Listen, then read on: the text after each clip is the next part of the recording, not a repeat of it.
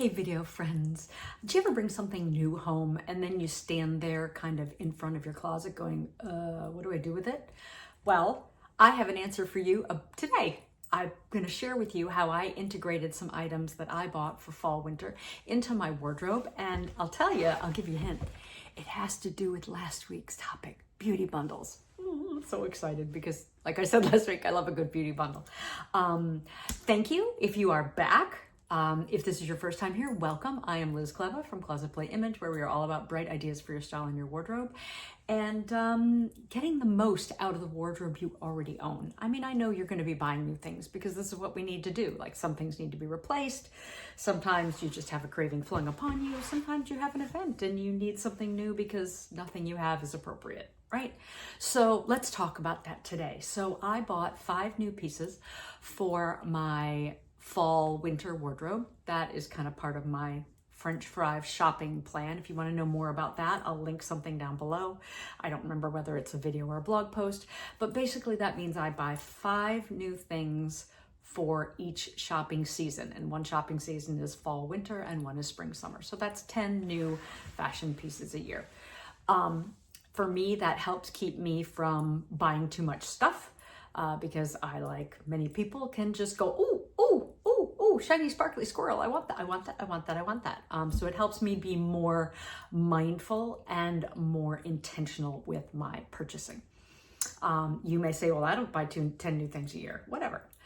When it comes to things like underwear, new running shoes because old ones wore out, jeans because the crotch blew out, right? Whatever. Those, I don't count replacing those very, very basic like white t-shirt items as part of my 10.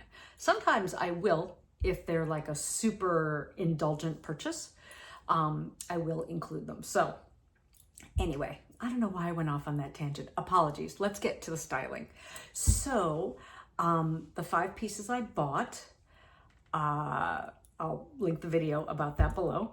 But I'll kind of chat you through it. What I'm gonna do is I'm gonna scoot my booty over here so that I can put some pictures up here of the outfits that I styled. And you'll see the pieces, some of the pieces, I'll kind of make it clear what they are and how I ended up kind of using my beauty bundles that made from pieces that I already own, for the most part, to integrate these new pieces into my wardrobe. So, or with some super basic pieces, like the building blocks of your wardrobe are also in here as well to help create that integrating process. And more about building blocks of wardrobe coming. I think I'm going to create a series about like the different parts of your wardrobe and how to make sure that they reflect you and they're in balance and all that good stuff. Let me know if that interests you. I'm going to talk about building blocks, style staples, and wardrobe wonders. Sound good? Let me know in the comments below. All right, so first outfit, get it up there. Okay, there it is for you. So this sweater and the shoe, actually the sweater is kind of the item that I was excited about sharing, this little pointe-tail sweater. And so I styled it with a scarf, green scarf, my new green shoes, and my new suede bag. So sometimes you'll mix up new pieces together, but what did I pair them with?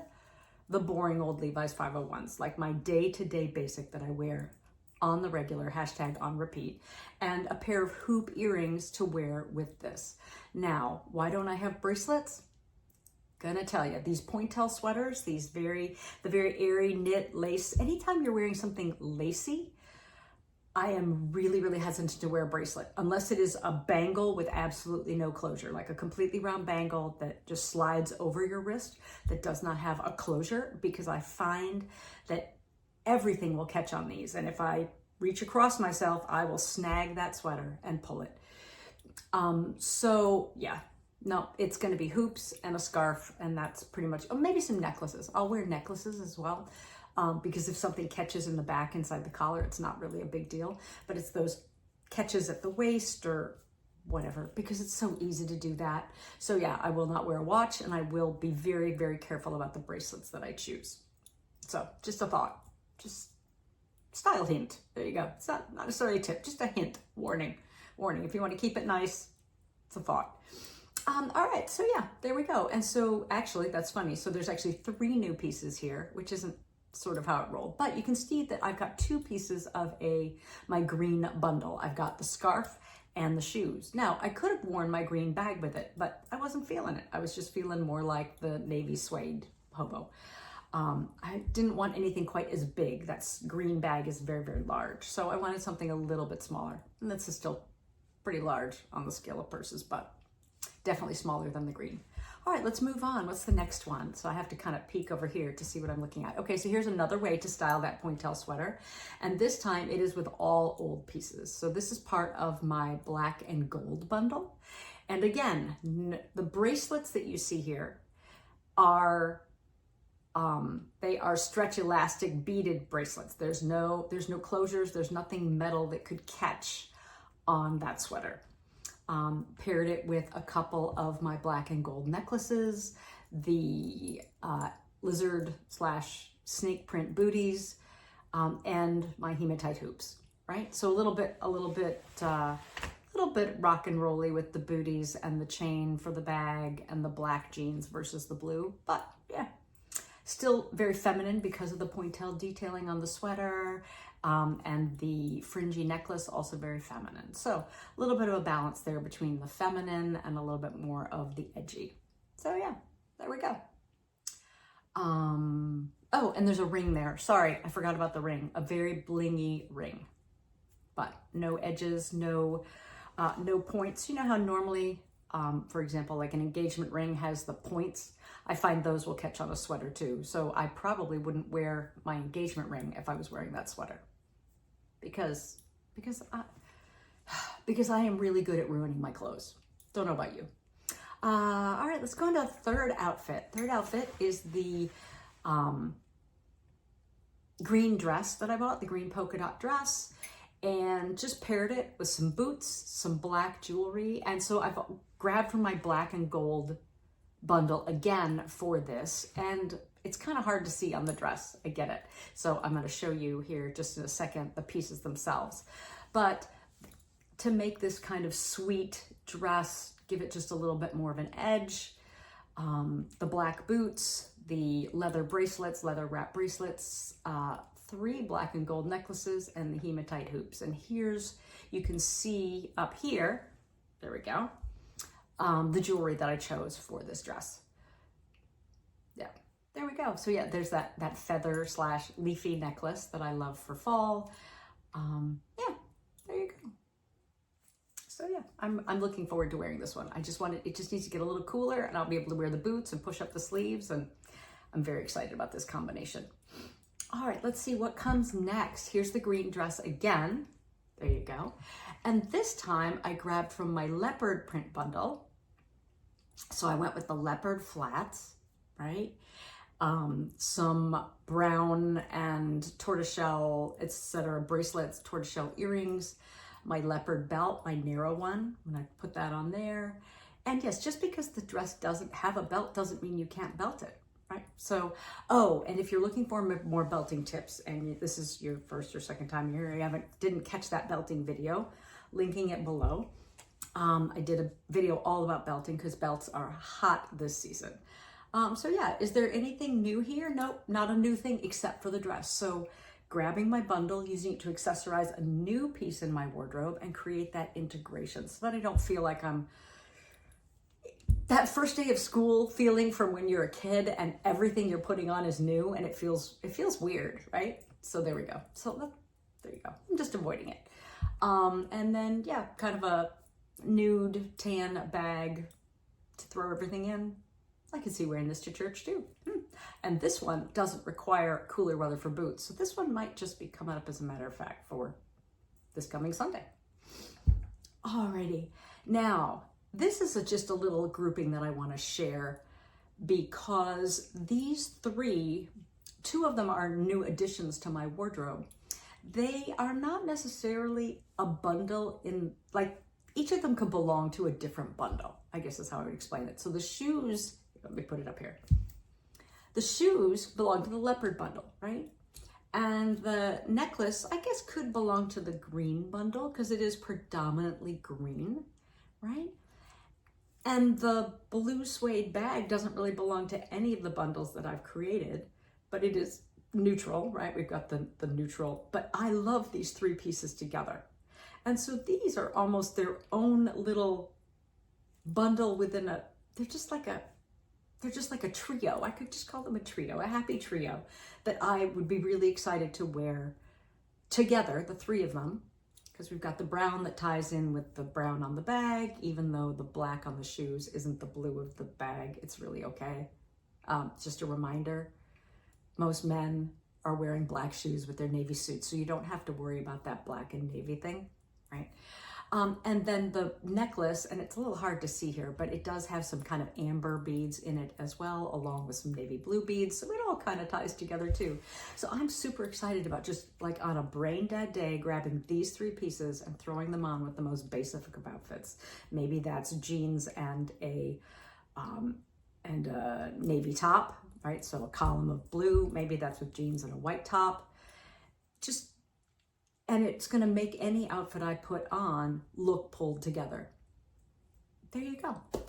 Do I have anything else? I think, oh yeah. And so I thought I would share, just kind of as a reminder, here's each of the bundles that I pulled from, and I'll just snap through these super quickly. So here's that black and gold bundle. I kind of put it all together and photographed it, and I highly recommend photographing your bundles. And you can see I didn't wear all the pieces, obviously, from the bundle. I just kind of grabbed a few pieces from it because I know they go together. I had Cheryl from New Zealand, I think New Zealand, asked about grouping necklaces and pairing necklaces like I did with the green, with the black and gold necklaces. And she asked a little bit about that. So I'm gonna do, if you're interested in a video about that, let me know in the comments below about like, how do you choose what goes with what and how do you decide? And if you want that, if that's interesting to you, let me know in the comments below and I will prep a video about that for you.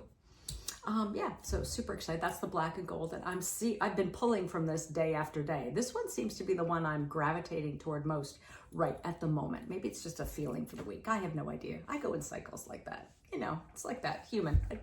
All you want is coffee flavored ice cream for weeks on end, and then all of a sudden somebody offers you coffee ice cream and you go, oh, no, thank you. I'd like praline pecan. Okay, it's just the way it is. So this bundle is my rock and roll bundle, and as a matter of fact, I know, the bag down below. I bought it to go to a party years ago, and I love it with the skull. I don't have much of an opportunity to use it, but yes, yeah, it's got to be part of the bundle, the skull clutch. So yeah, so this is mostly black and silver versus the black and gold. Now, could your rock and roll bundle be black and gold because you're a black and gold girl versus a black and silver? Of course. Of course. We could call that Lux rock and roll or Lux biker, whatever you want to call it. I kind of like that idea. Maybe I should call my black and gold Lux biker rather than rock and roll. Whatever, we'll see. And then, yeah, leopard bundle. So there's my leopard bundle, the leopard shoes that I have that I mentioned when I ran through the video, a couple of belts. I throw my brown pearls in there because they're brown. Yeah, so there we go. There's my leopardy bundle. Now, does the scarf go with the polka dot dress? I would not do that. I just can't see it. Maybe I'll have to try and see. I don't think so. Oh, maybe I will. Maybe. I think it would all depend on the way I tied it. How about that?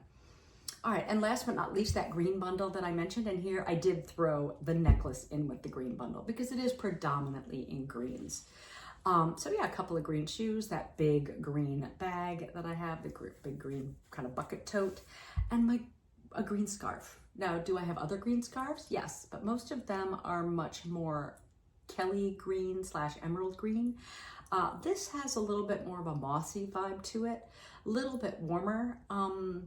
And so these I grouped together. I would not throw those other greens in just because they're just not going to feel right together. So yeah, I think that's all of them. I think that's the 4 bundles. And I'm just going to use those to integrate those new pieces. How do you like to integrate new pieces into your wardrobe? I would highly suggest a little closet play. Get into your closet, play around with those pieces. But yeah, grab some of those basics, those building basics. And if you don't know what those are, I'll link a blog post about it below, but there'll be videos coming up.